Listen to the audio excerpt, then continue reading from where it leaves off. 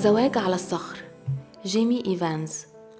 بدأ الكاتب الفصل ده بسؤال: مين اللي بتلجأ ليه علشان تسدد أعمق احتياجاتك، زي الاحتياج للقبول والأمان والهوية والهدف؟ هل ذاتك، ولا شريك الحياة، ولا الأصحاب، ولا الأطفال، ولا الشغل، ولا الفلوس، ولا الله؟ وقال الكاتب إن الله خلقك بتصميم الاحتياجات العميقة عشان تقودك للوحيد اللي قصده الله عشان يكملك كشخص، وهو يسوع المسيح، اللي يقدر وحده إنه يسدد احتياجاتك العميقة. لكن للأسف كتير من الناس بتلجأ لشريك الحياة عشان يحقق الشبع الداخلي للاحتياجات. لكن أهم حقيقة لنجاح زواجك إن مفيش إنسان يقدر يسدد أعمق احتياجاتك غير الله. وده السبب إن كتير من العلاقات الزوجية بتنتهي بخيبة أمل كبيرة، لأن الطرفين دخلوا العلاقة بتوقعات غير واقعية، فكل طرف بيتوقع من الطرف الآخر إنه يسدد احتياجاته العميقة، ولما مش بيحصل ده بتبتدي المشاكل.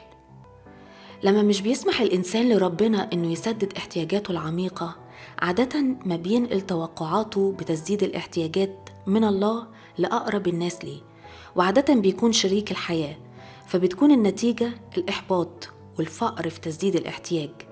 بينتج عنه إنه مش قادر يحب الآخرين ويواجه الحياة بنجاح، وكمان الشعور بالألم لأنه استثمر كل ثقته في الشخص الخطأ. لكن لو سمح الإنسان لربنا إنه يسدد احتياجاته العميقة، مش هيحبط أبداً، لأن الله أمين وبيحبه وعايز يسدد كل احتياجاته. والنتيجة إن أمانه الداخلي وقوته هيكونوا معتمدين على الله الأمين الكامل واللي موارده غير محدودة.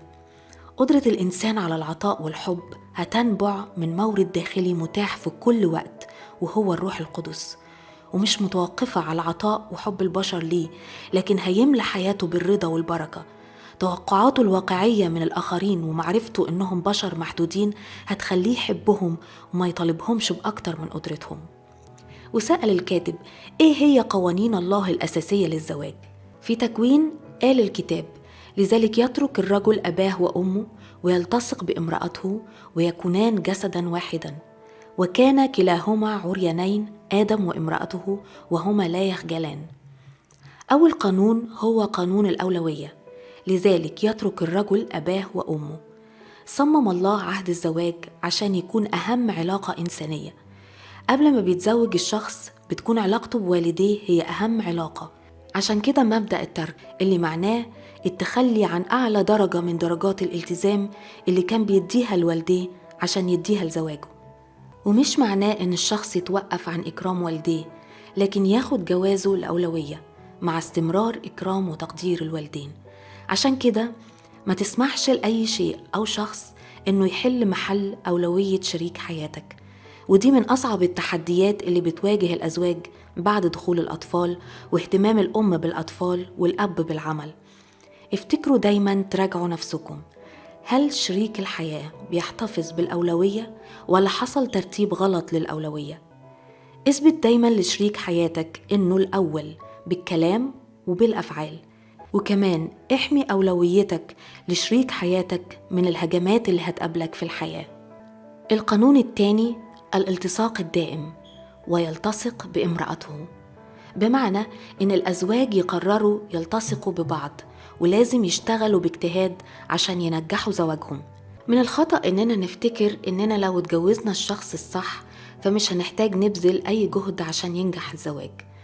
فكتير من الأزواج حسوا إن حبهم لبعض خلص ومش قادرين يكملوا مع بعض، والسبب إن الأزواج بيبذلوا جهد كبير في بداية الزواج عشان ينجحوا العلاقة ويحسوا بالأمان مع الشريك الآخر، ولما تبقى العلاقة آمنة بيقللوا الجهد المبذول باعتبار الآخر أمر مسلم بيه، وهنا تبدأ المشكلات.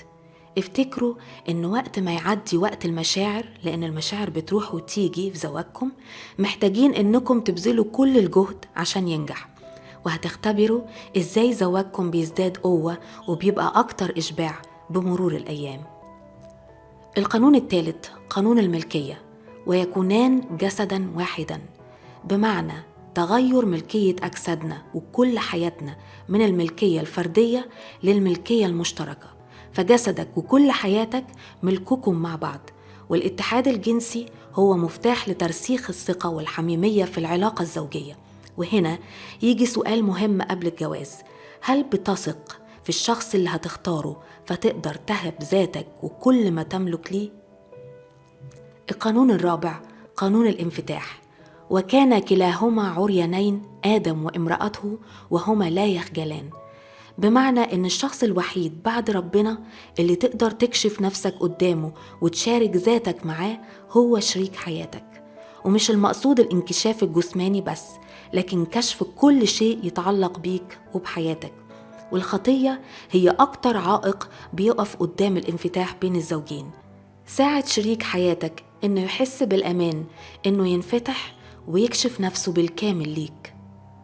في الآخر بينصحك الكاتب إنك تتحمل مسؤولية سلوكك، فبدل من التركيز على تغيير شريك الحياة، حاول أنت تتغير بمعونة ربنا. ما تردش على الخطية بخطية، فالانتقام مش هيحل المشكلة، لكن قوة الحب والقبول يحل أصعب المشكلات. اعترف بغلطك وتوب، اغفر وسامح، وما تفكرش في الإساءة مرة تانية.